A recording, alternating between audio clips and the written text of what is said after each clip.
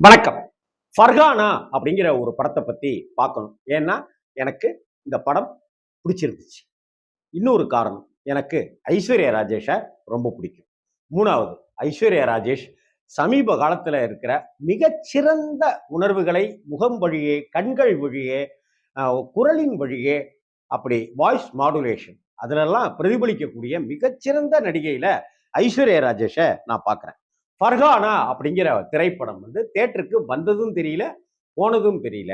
ஆனா ஜி5ல நாம பார்க்கலாம். அந்த படத்தை அத பத்தின சின்ன விஷயங்கள நான் சொல்லணும்னு ஆசைப்படுறேன். இந்த படம் பிடிச்சிருந்துச்சு. ஆனா, இந்த படத்திலயும் சில குறைகள் எனக்கு தெரிஞ்சது. குறைகள்னா, பெரிய குறைகள் கிடையாது. ஒரு இஸ்லாமிய குடும்பத்தைச் சேர்ந்த ஒரு அந்த ஒரு குடும்பம். அந்த குடும்பத்தில ஆ ஒரு ஒரு சாதாரண குடும்பம் தான். ஆ ஏழ்மையும் இல்லாம, பணக்காரத்தனமும் இல்லாம ஒரு நடுவாந்தரமா இருக்கிற ஒரு குடும்பம் தான். அந்த இஸ்லாமிய குடும்பத்தைச் சேர்ந்த பெரியவர் ஒரு செருப்பு கடை வச்சிருப்பாரு. அவருக்கு வேலை இருக்காது. அந்த பையனுக்கு நாயகனுக்கு அதாவது ஐஸ்வர்யா ராஜேஷுடைய கணவருக்கு. அவர் யாருன்னாக்கா நம்ம ஜீவா. அந்த ஜீவாவுடைய சகோதரர் ஜித்தன் ரமேஷ். ஏன் ஜித்தன் ரமேஷை இப்படி சொல்றேன்னாக்கா, இந்த படம் பார்க்கிறவங்க யாருக்குமே அது ஜித்தன் ரமேஷ் தான்னே தெரியாது. அப்படியே உருமாறி இருக்காரு. ஜித்தன் ரமேஷ்க்கு பெரிய பாராட்டுகள். அவரெல்லாம் ஏன் இந்த சினிமா சரியா பயன்படுத்திக்கல அப்படின்ற ஒரு கேள்வி தான் வருது. இப்படிப்பட்ட ஒரு சூழ்நிலையில படித்த ஐஸ்வர்யா ராஜேஷ் வேலைக்கு போனா என்ன அப்படிங்கிற ஒரு சூழல் ஒண்ணு ஏற்படும். போனா என்ன அப்படிங்கிற ஒரு ஆதங்கம் ஏற்படும். போனா என்ன அப்படிங்கிற ஒரு ஆசையும் ஐஸ்வர்யா ராஜேஷ்க்கு ஏற்படும்.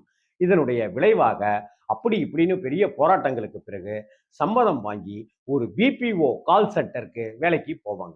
அந்த பிபிஓ கால் சென்டர்ங்கிறது கூட நான் தப்பா சொல்றதா இருக்கலாம், மன்னிச்சிருங்க. அது ஒரு கால் சென்டர். என்னன்னாக்கா இன்னைக்கு இன்னைக்கு நிறைய ஆப்புகள் இருக்கு. அந்த ஆப்ல யாராவது ஒருத்தங்க எதிர்முனையில இருந்து பேசுவாங்க. அவங்க யாரு என்னங்கிறது தெரியாது. அவங்க பெண் குரல். அவங்க அவ்வளவுதான். அவங்களுக்கு ஒரு எக்ஸ் ஒரு பேர் சூட்டப்பட்டிருக்கும். அவங்க எதிர்முனையில யாராவது டயல் செய்வாங்க. அவங்க தன்னுடைய வருத்தங்களை தெரிவிச்சுக்குவாங்க. 4 நாளா சோறு தின்னல, 4 நாளா என் பொண்டாட்டிக்கு எனக்கு சண்டை, 4 நாளா தண்ணி அடிச்சுட்டே இருக்கேன். எனக்கு நல்லா இருக்கியான்னு கேட்கறதுக்கு நாதி இல்ல, சாப்பிட்டியான்னு கேட்கறதுக்கு நாதி இல்ல. இந்த உலகம் என்னைய பணத்தால ஏமாத்திருச்சு. அப்படி இப்படின்னு ஒவ்வொருத்தரும் புலம்பிக்கிட்டே திரியிறோம்ல. அப்படி புலம்பிக்கிட்டே திரியிற அந்த மக்களுக்காக ஒரு ஆப். அந்த ஆப்புக்கு நம்ம டயல் பண்ணி பேசினாக்க நமக்கு சிலருடைய குரல் யாரோ ஒருத்தங்க இன்னைக்கு ஒரு பொண்ணு பேசும், அடுத்த நாள் பார்த்தா ஒரு பையன் பேசுவாரு. இப்படி யார் யாரோ பேசுவாங்க. அப்படி பேசுகிற ஒரு வேலையில தான் ஐஸ்வர்யா ராஜேஷ் இருப்பாங்க. அப்படி கேட்பவர்களுடைய இடத்துல இருந்து நிறைய பேர் இருக்க, அங்கதான் செல்வராகவன் இருப்பார். இந்த செல்வராகவன் ஒரு கட்டத்துல அந்த பெண்ணை துரத்த ஆரம்பிப்பாரு. ஐஸ்வர்யா ராஜேஷ்க்கு சில பிரச்சனைகள் வர ஆரம்பிக்கும். ஒரு கட்டத்துல தனக்கும் அப்படியான பேச்சு துணைக்கு உண்டான அன்பை பரிமாறிக்கொள்ள ஏக்கம் அப்படி இருக்கிற அந்த சூழ்நிலையில ஒரு ஸ்லிப் ஆகக்கூடிய தருணங்களும் அங்க நடக்கிறதுக்கு உண்டான சூழல் இருக்கும். ஆனா சுதாரிச்சிருவாங்க. ஒரு கட்டத்துல செல்வராகவனுடைய மனநிலைக்கு இதம் சேர்ப்பதற்காக ஐஸ்வர்யா ராஜேஷ் பேச பேச பேச ஒரு கட்டத்துல செல்வராகவனுக்கு இருக்கிற டென்ஷனும் டிப்ரெஷனும் அவன் ஒரு சைக்கோங்கிறதெல்லாம் தாண்டி அந்த கதாபாத்திரம் ஒரு சைக்கோங்கிறதெல்லாம் தாண்டி ஐஸ்வர்யா ராஜேஷ்க்கு டார்ச்சர் தாங்க முடியாம போயிடும். இறுதியில என்ன நடந்துச்சு, அங்கிருந்து அவங்க அந்த செல்வராகவன் கிட்ட இருந்து அவங்க எப்படி தப்பிக்கிறாங்க, அந்த தப்பிக்கிறதுக்கு அந்த கணவர் எந்த வகையிலெல்லாம் உறுதுணையா இருக்கார், இங்க சட்டம்னு சொல்லப்படுகிற சட்டத்தை பாதுகாக்கக்கூடிய காவல்துறை எப்படி பாதுகாப்பா இருக்கு அப்படிங்கிறத எல்லாம் மிகச் சிறப்பான முறையில சொன்னதுதான் ஃபர்கானா.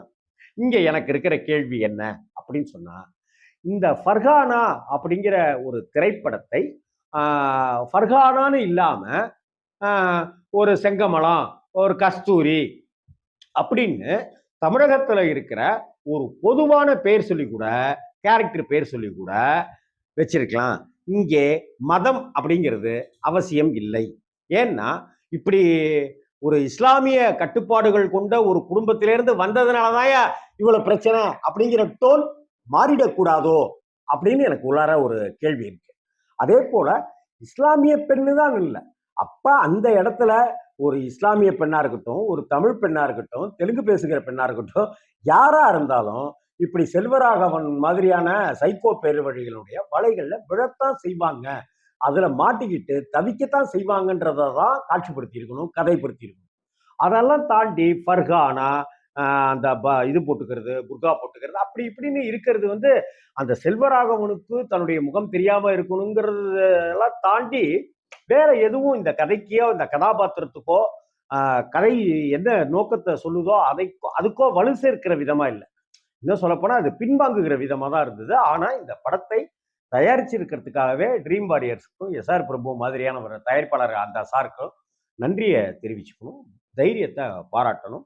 படத்துல மிகச்சிறப்பான பாதி வேலையை வந்து ஐஸ்வர்யா ராஜேஷ்க்கு, அவங்க ஐஸ்வர்யா ராஜேஷோட கண்ணே பாதி நடிச்சிருது. ரொம்ப அற்புதமான நடிகை அவங்க. அவங்களெல்லாம் இந்த நிறைய நிறைய பயன்படுத்திக்கணும் தமிழ் சினிமாவில்.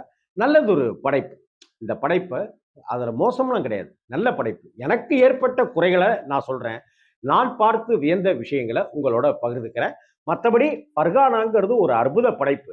என்னுடைய கேள்வி திரும்பவும் நான் வைக்கிறேன், அந்த கதாபாத்திரம் இஸ்லாமிய பெண்ணாதான் இருக்கணுங்கிற கட்டாயம் இல்லை. ஒரு பெண்ணாக இருந்தாலே போதுமானது. அப்படி ஒரு பெண்ணுடைய குரலுக்கு மயங்கி அந்த பெண்ணையே சுவீகரித்துக் கொள்கிற கபலீகரம் செய்து கொள்ள நினைக்கிற ஆண்கள் சமுதாயத்துல தான் இங்க வாழ்ந்துட்டு இருக்கிறோம்.